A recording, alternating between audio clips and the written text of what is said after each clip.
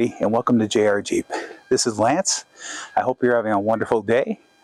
Today I'm going to share with you some information about Thunderbolt Solar 100-watt solar panel that I recently picked up at Harbor Freight.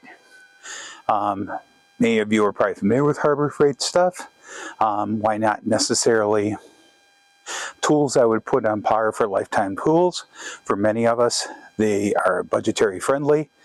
They fit a niche in relation to our repair kits, and you can always get others and save yourself money. I have been looking at getting a solar panel for quite some while. I have not picked it up with my Blue Yetis yet, and I was contemplating that. But when this came up in one of the ads, thought I gotta give it a shot. So this normally runs $129. It was $99 this last weekend. Like I said, it is a 100-watt panel. This is monocrystalline construction, which we'll talk about a little bit later in the video, because I am going to share what the differences are between that kind of panel and other kinds of panels you may want to use. And I had to look up the information myself as well, so I could be a little bit more cognizant of it. I'm glad to share that information out with you as well. So what we're going to do now is get this out of the box. And then I have my EB55 here, my Blue Yeti. We're going to hitch it up to it. We have a bright sunny day. You probably notice I'm squinting. It is winter. It's February, early part of February. It's a bright sunny day. It's around noon, so it should be a perfect time to try this out. Supposedly, what I've heard is with this panel, you should be pushing almost 35 watts of input for charging. So we'll see when we hitch this up. So why don't we give this a try?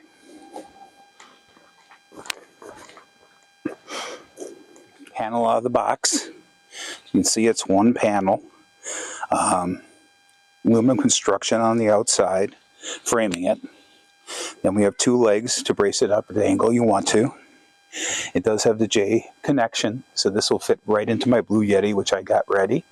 So right now what we're going to do is uncoil this cord, plug in the Blue Yeti, and see what we're doing with it. Now, depending on the connection your system has, you might need an adapter. Just be aware of that.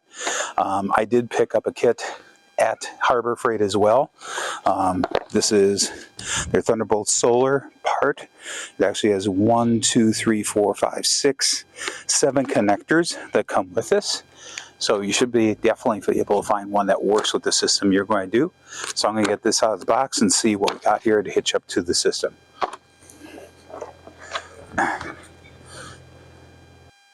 Well, folks, we're back inside now. We finished off a review outside of, which is apropos pace for a solar panel, of the Thunderbolt 100-watt monocrystalline solar panel by Harbor Freight.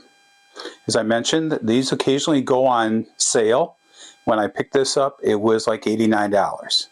It is back up to $119 right now, which still is a pretty good value for quality of this solar panel.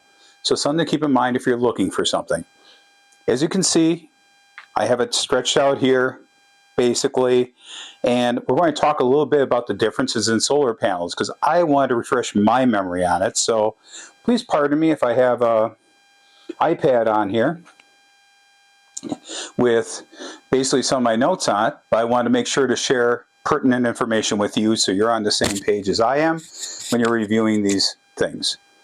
So first of all, let's just look this over again. So you can see this is a one-piece panel with a heavy-duty aluminum frame construction. On the back of it, it does have two legs, which you can put out at different angles up to so. But you could have it down there. Here's your connection. And so right now, this is the plug-in, the Y connector.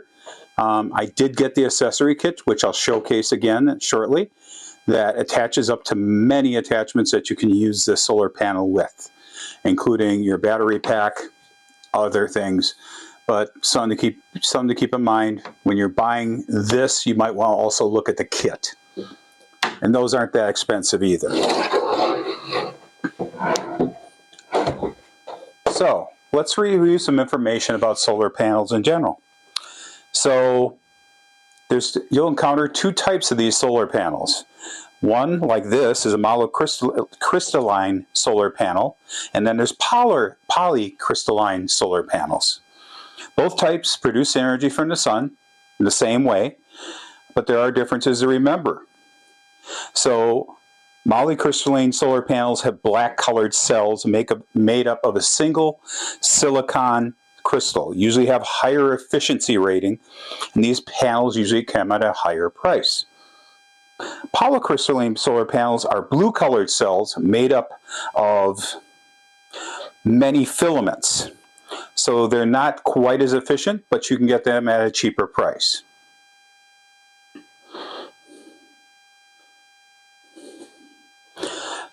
The two main differences between the two technologies of the type of solar panel cell are that monocrystalline solar panels have solar cells made from that single crystal. In contrast, polycrystalline solar panels are solar cells made of many silicon fragments melted together. The polycrystalline solar panels are wafers. The wafers are made of a single silicon crystal formed of a cylindrical silicon ingot. Although these panels are generally considered premium solar products, the primary advantage is that they're higher efficiencies and a sleeker aesthetics because they're composed of a single crystal. The electrons that generate a flow of electricity have more room to move. As a result, monocrystalline solar cells are more efficient than their polycrystalline solar cell counterparts. You will need fewer of these panels for a roof to produce more kilowatts of energy than others, but they're more expensive per panel. So when I looked at these a little bit online, some of the other reviews I saw were of people taking these to power their sheds, which I thought was very intriguing. So one gentleman, I believe, had 8 of these panels on top of his shed, and he said he had a battery system set up in the shed besides standard electric, but he said he could rely on the battery packs and the solar energy produced over using his electricity. So something to keep in mind if you're looking at a project that might be more beneficial to you at home, maybe in your garage or something. So polycrystalline solar panels are also made from silicon. However, the manufacturers melt many silicon fragments together to form wafers for the panel. Polycrystalline cells are also called multicrystalline or many crystal silicon. They are lower efficiencies than monocrystalline cell options because there are many more crystals in each cell, meaning less freedom for the electrons to move. Due to the easier manufacturing process, these panels have a lower price point on average. And they tend to have that blue hue instead of the black hue of monocrystalline solar panels. Because they are less efficient than extra panels, you will need to provide more electricity for your home, but the individual cost is lower. So here's some key metrics just comparing the two. Moly versus poly solar panels, key metrics. Moly, more expensive, more efficient. Solar cells are black hue. Can expect a life expectancy of 25 plus years. Lower temperature coefficient, more efficient when temperature changes. That I think is rather cool considering many of us camp in colder environments and warm environments. Two extremes generally. That's something to keep in mind that this might be a better product for that. Poly, less expensive, less efficient. Solar cells have a bluish hue, also 25 plus years. Higher temperature coefficient, less effective when temperatures change. Yeah, so that key component in temperature change, being less efficient, that might be something where this wins big time.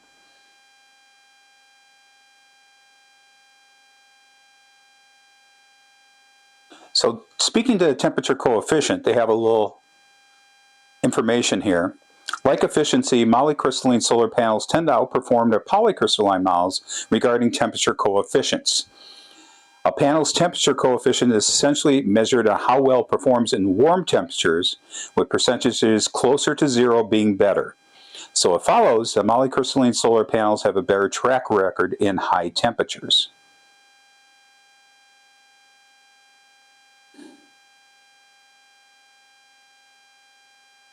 So that is some key features on that. I thank you for bearing along with me while I'm reading.